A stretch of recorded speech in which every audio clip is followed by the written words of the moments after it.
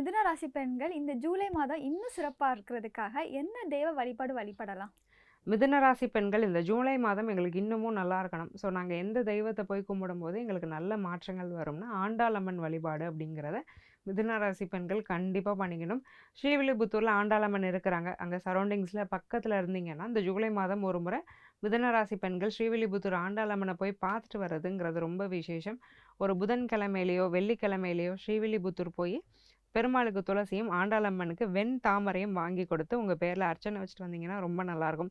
அல்லது எங்கே இருந்தாலும் உங்கள் கோயில்களில் பக்கத்தில் ஏதாவது பெருமாள் கோயில்களில் சில கோயில்களில் ஆண்டாளம்மனுக்குன்னு சந்நிதி இருக்கும். ஸோ அதை வழிபாடு பண்ணுறது நல்லது. துளசி மாடம் இருந்ததுன்னா அது ஆண்டாள் தான்.